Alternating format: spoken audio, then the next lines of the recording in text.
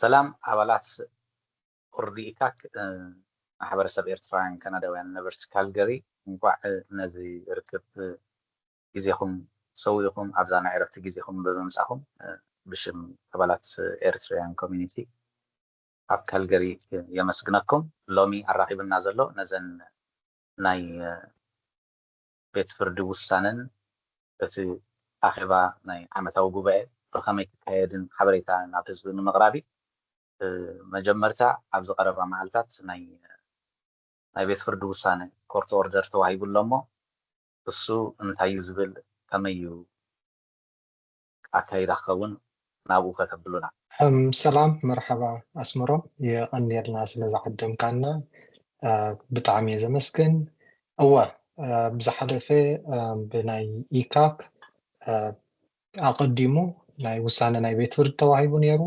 ሕጂ ከዓ ዳግማይ ውሳነ ምምሕያሽ ኣብታ ቀዳመይቲ ውሳነ ተዋሂባ እቲ ውሳነ ናይ ቤት ፍርዲ ብመሰረት ጠለብ ናይ ኢካክ ዘካየዶ ዘእተዎ ጠለብ ናይ ቤት ፍርዲ እቲ ኣንዋር ጀነራል ሚቲንግ ንኽካይድ ገለገለ ዕንቅፋታት ስለ ዝነበረ እዩ። እቲ ዕንቅፋታት ከዓ ንኣብነት ናይ ኣባልነት ናይ ኢካክ ከምኡ እውን ኣብ ባይሎ ዝምልከት ብተወሳኺ እውን ታልዕሉ ኩሉ እቲ ኣባልነት ወይ ምልኣተ ጉባኤ ናይ ኤጂኤም ከተካይድ ወይ ዓመታዊ ኣኼባ ከተካይድ 51 ሚእታዊት እዩ ዝጠልብ ነይሩ እቲ ባይሎ ዝነበረ። እንተኾነ ግን 51 ሚእታዊት ክመፁ ብታ ኣኼባታት ስለዘይተኻእለ ንዳኛ ወይ ንቤት ፍርዲ ናብ 10 ሚእታዊት ኣውርደልና ዝብል ጠለቢና ጌርና። ብኡ መሰረት ከዓ ቦርድ ምርጫ ክግበር ሓሲብና ነርና። እዚ እናተኻየዶ እንከሎ ገለገለ ውልቀ ሰባት ወይ ጉጅለ ከም ክሮስ ኣፕሊኬሽን እትዮም ናብ ቤት ፍርዲ እተን ኣፕሊኬሽን ናቶምን እቲ ንሕና ዘእተናዮ ኣፕሊኬሽን ወይ ጠለብ ናይ ኤጂኤም ናይ ምግባር ብቤት ፍርዲ ተራእዩ ውሳነ ተዋሂቡ ተቐዳማይ ውሳነ ቁሩብ ንዓና ብዝተረዳእና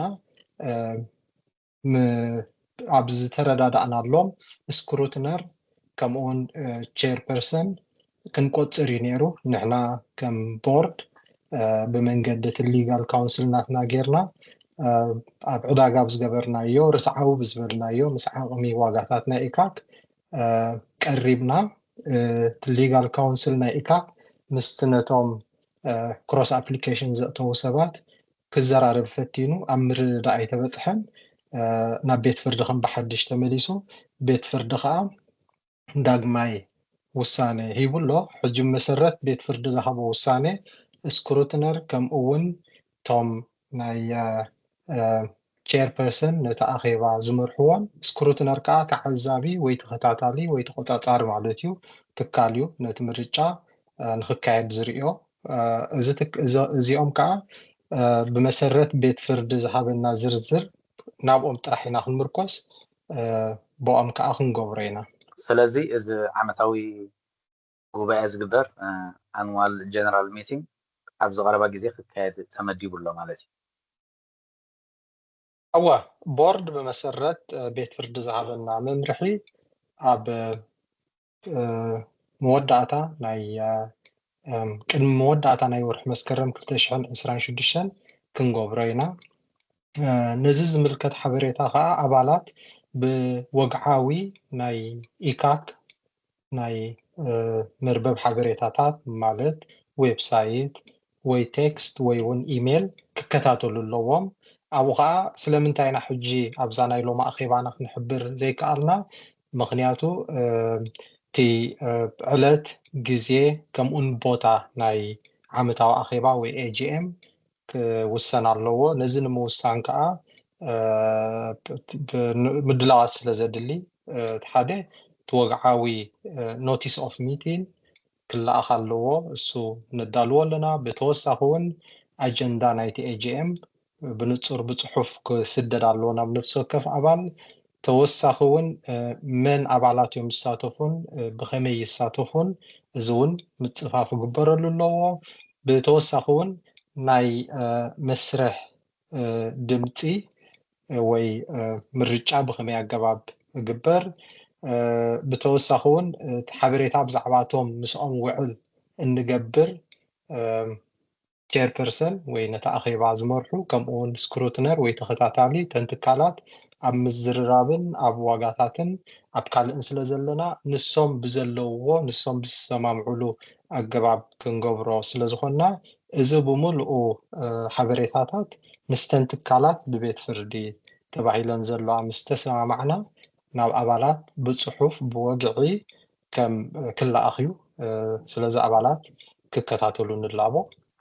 ክንደይ ወፃኢታት ክህልዎ ይኽእል ሓፈሻዊ ነቲ ዓመታዊ ጉባኤ ንምክያድ? ቴንክ ዩ ኣስሜ እዚ ግዜን ሰዓትን ሂብካ ስለ ኣብዚ ንቀርብ ዝገበርካ ግዴታናውን ስለ ዝኾነ ነቲ ማሕበረሰብ ወይ ከዓ ነቲ ኣባል ኢካክ እዚ ዝኣክል ሓበሬታ ክንህቦ ስለ ዝግባአና እውን ንስኻ ከዓ ነዚ ስለ ዝመደብካ ቴንክ ዩ ይቀኒልና ያ ከምዚ ዝሓተትካዮ እቲ ወፃኢታት ኣብ መጨረሻ እኳ ብልክዕ እቲ ኣሃዝ ናይቲ ወፃኢታት ዝፍለጥ እቲ ውዕላት ምስ ተወድአ ከምዚ ሓንዩ ዝበሎ ጌና ምስቶም ነዚ ብሓላፍነት ዝወስዱ ትካላት ምስኦም ኣብ ምዝራብ ኣለና ምናልባት ሕጂ እቶም ስክሩትነር ወይ ከዓ እቶም ተዓዘብትን እቲ ቼርማን ነቲ ኣኼባ ዝመራሕን ጥራይ ዘይኮነ ወፃኢታት ዝሓትት ናይ ፀጥታ ኣሎ ቴክኒካዊ ነገራት ኣሎ ናይ ዲጂታል መሳርሒታት ዝቕርብሉ ናይ ስእሊ ገለ ብዙሕ ነገራት እዩ እሳቶም ሒዞም ዝመፁ ነገራት ኣለዉ ንሓደ ኤጂኦ ወይ ከዓ ዓመታዊ ኣኼባ ንክትገብር ሆልውን ከድልየካ እዩ ስለዚ ነቲ መእከቢ ኣዳራሽ እውን ንዑ እውን ብኽራይካ ተብሎ ስለዚ ክሳብ ሕጂ ናትና ብሓርፋፍ ገምጋም በተን ትካላት ነቲ ናይ ክራይ ኣዳራሽ ከምኡውን ነቲ ናይ ስእሊ ናይ ፎቶግራፍ ናይ ድምፂ ገለ ከየውፃኻ ጥራይ ነዞም ስክሩትነር ቼርማን ነቲ ኣኼባ ዝመርሑን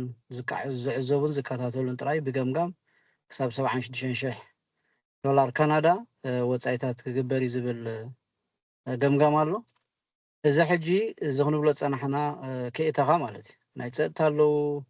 ሴኩሪቲ ማለት እዩ ናይ ሆል ኣሎ ካልእ እሳቶም ሒዞሞም ድመፁ ምክንያቱ ስምዕና ምስኦም እዩ በቲ ኮርት ኦርደር ወፂኡ ዘሎ ካብኦም ወፃኢ ካልእ ክንገብር ስለ ዘይተፈቕደ ብሰንኪቲ ናትና ገለ ጉጅለታት ወይ ከዓ ገለ ውልቀ ሰባት ክሮስ ኣፕሊኬሽን እትዮም ብዝገበርዎ መሰረት እዚ ዓይነት ወፃኢ ክወፅኡ ኣብ ውሽጢ ሓደ ዓመት እውን ኣይኮነን ብድሕሪኡ እውን ካልእ ወፃኢታቱን ክሓትት ነቲ ትካል ማለት እዩ ስለዚ ነቲ ወፃኢታት ዝምልከት እዚ ኣሎ ማለት እዩ እቲ ኣባልሲ እንታይ ክፅበ ዘለዎ ሕጂ ነዚ ዝበሃል ዘሎ እቲ ወፃኢታት ክጎድል ይኽእል ድዩ ንምንታይ ብዘይቲ ወፃኢታት እቲ ክግበር ዝኽእለሉ መገዲ ዘይተፈጥረ ወይ ዘይተጣጠሐ ንምንታይ ሕጂ እንታይ ክጎድል ይፅበዶ ንዝብል ልጅኮ ኦልሬዲ ብኮርት ኦርደር ስለ ዝወፀ ብቤት ፍርዲ ትእዛዝ ስለ ዝወፀ ክውስኽ ተደይ ኮይኑ ብሰዓት ዝክጎድል ዝኽእለሉ ክስታይ የለን ምክንያቱ ዋላተን ገለ ትካላት ነዚ ክዕዘባ ወይ ከዓ ክመርሓ ተባሂለን ዘለዋሲ ከይተረፈ እዩ ሽመን ተጠቂሱ ዘሎ በቲ ቤት ፍርዲ ማለት እዩ ስለዚ እቲ ንዓና ዘፍርሐናስ ምጉዳል ደይኮነ ከይውስኽ ምክንያቱ ሳተን እየን ኣማራፂ የብልናን ሕጂ ከምዚኣ ካልእ ትካል ኣላ ንብለሉ ኣማራፂ ስለዘየለ ሳተን ሕጂ ዝህባኻ ዋጋ ዳርጋ ክትገላበጠሉ ብዘይትኽእል ክትበፂሕካ ምክንያቱ ኦልሬዲ ሜንሽን ኮይነን እየን በቲ ኮርት ኦርደር ስለዚ ድላይን ክገብረካስ ዳርጋ ሙሉእ መሰል ዘለዎ ኣማራፂ እንድሕር ደይብልካስ ድላይ ክገብረካ ይኽእል እዩ ማለት ስለዚ ካብ መጀመሪ እዩ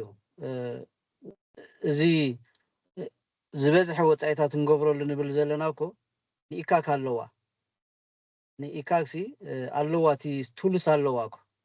ግን እሱ ስለዘይተደለየ ድዩ ወይ ስለምንታይ ንዕኡ ዘይምምራፅ ከለና ኢና ሕጂ እቲ ዘለና ንብረት ኮፍ ኢሉ ከሎ ወይ ከዓ እቲ ንዕኡ ከሳልጥ ዝኽእል ነቲ ኤጂኤም ከሳልጥ ዝኽእል ዝዓበየ እቲ ናይ ቴክኖሎጂ ነገራት ከለና ኢና ሕጂ ዳርጋ ተገዲድና ንኣትዎ ዘለና ነገራት እዩ ብሰንኪ እዞም ንብሎም ዘለና ገለ ውልቀ ሰባት ወይ ከዓ እኩባት ሰባት ዝገበርዎ መልከቲ ወይ ከዓ ዝእተዎ ኣፕሊኬሽን ናብ ቤት ፍርዲ ከምዚ ድነት ክኸውን ኣለዎ እቲ ናትኦም ኣይንደልን ኢና ዝዓይነቱ ሳልሰይ ኣካል ክኸውን ኣለዎ ዝብል ምናልባት በቲ ሓደ ሳይድ ኣይረኣይዎ ንኾኑ በቲ ክሳራሲ ብዓብዪ እቲ ክሳራስ ነቲ ማሕበረሰብ እዩ ነቲ ትካል እዩ ትካል ከዓ ነቲ ማሕበረሰብ እዩ ዘገልግል ዘሎ ካብቲ ማሕበረሰብ ኢኻ ደምፅኦ ዘሎ ነቲ ንብሎ ዘለና ነገራት ስለዚ ብሓፈሻ ክውስኽ ተደይ ክኢሉስ ክቕንሰሉ ዝኽእል መንገዲ ዘሎ ኣይመስለንን ምክንያቱ ኦልሬዲ ሕጂ እውን ከምዚ ሓኒን ክጠቕሶ ፀንሐ ዳርጋ ናይ ሓደ ወርሕን ፈርቓን ገለ ዕድላት ጥራይ እዩ ደሎ ማለት እዩ ስለዚ ከይውስኽ ኢና ንሰግእ እምበር ክጎድል እዩ ዝብል ሲ ብዙሕ ዝረአ ነጥብታሲ የብሉን ማለት እየ እሺ ካብዚ እቲ ኣባል እንታይ እዩ ናቱ እጃ እንታይ ክኸውን ኣለዎ ብሓሳብ ድዩ ብምድላው ድዩ ወይ እውን ብካልእ ነገራት ዝቕፅል ኔክስት ስቴፕሲ እንታይ እዩ እቲ ኣባል መጀመርያ ክመርፅን ከምርፅን ሓላፍነት ኣለዎ ንሱ ንክገብሩ ንላቦ ማለት እዩ ካልኣይ ከዓ ቅድሚቲ ኤጂኤም መደብ ምክያዱ እቲ ዘለዎ ሕግታት ናይ ኣመራርፃ ሕግታት እንታይ ከም ዝኾና ብግቡእ ምፍላጥ I think እቲ ሕጊ እንዳር ፈሊጥናዮ I don't think ሽግር ዝፍጠር ኣይመስለንን ካልኣይ ከዓ ነቲ መደብ ብምክብባርን ብርድኢትን ክንገብሮ ማል ኩላሃና ዝዓበናሉ ካልቸር ኣለና ኩላሃና ዝተምሃርና ሰባት ኢና ዓበይቲ ሰባት ኢና እቲ ኣብቲ ኤጂኤም ብምክብባር ተንገብሮ ብጣዕሚ ፅቡቅ ከምኡ ክኸውን ኢና ንደሊ ካልኣይ ነቲኦም ብሳልሳይ ኣካል ተቆፂሮም ዘለው ቼር ፐርሰን ስክሩትነር ናቶም ናይ ባዕሎም ስራሕ ስለ ዘለዎም ናቶም ስራሕ ሓላፍነቶም ከነኽብር ኣለና እቲ ንሶም ዘውፅኡልና ሕግታት ክንከይድ ኣለና ካልኣይ ከዓ እዚ ዝተጋገየ ሓበሬታ ከም ምሃብ ንጠንቀቕ ወይ ከዓ ከምዚ ውልቃዊ ዝኾነ መጥቃዕቲ ከይንገብርም ማለት ክንጥንቀቕ ኣለና ማለት እዩ ካልኣይ ኩላሃና ፎከስ ክንገብር ዘለና ነዚ ኮሚኒቲ ክሕይሎ ዝኽእል ክዕብዮ ዝኽእል ዓናሲ ከሕይለና ከምፍዓና ኣብ ፅቡቅ ደረጃ ከብፅሖ ዝኽእል ነዚ ኮሚኒቲ ኣብ ፖዚቲቭ ነገር ፎከስ ተንገብር ብጣዕሚ ፅቡቅ እዩ ካልኣይ ከዓ ዝኾነ ኢንፎርሜሽን ብዛዕባ ኤጂኤም ክመፅእ ዝኽእል ካብቲ ንሓና ኦፊሻል ና ኢካክ ሓበሬታ ማእከል ኢሜይል ከውን ይኽእል ቴክስት ከውን ይኽእል ወይ ካብቲ ዌብሳይት ንሓና እቲ ቅኑዕ ዝኾነ ትክክለኛ ኢንፎርሜሽን ካብኡ ከውስድዎ ይላቡ እሺ ኣነ እውን ብልቢ የመስግነኩም ነቲ ኣንዋል ጀነራል ሚት ዝግቡእ በቲ ተተሊሙ ዘሎ ብፅቡቅ ክሰላሰል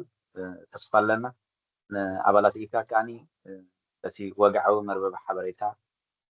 ብኩሉ ወይ እውን ብቴክስት ብኢሜይል ድዩ ናባኹም ብዝመፅእ ሓበሬታ ኩሉ ንዑ ተጠቒምኩም ነዚ ኤጂኤም ክትሳተፍዎን ክትመርፁ ክትምረፁን በዚ ኣጋጣሚ ብውልቀይ እውን ተዝሓልኩም ደሊ ክብረት ዓበለይ ብሩኽ ምሸት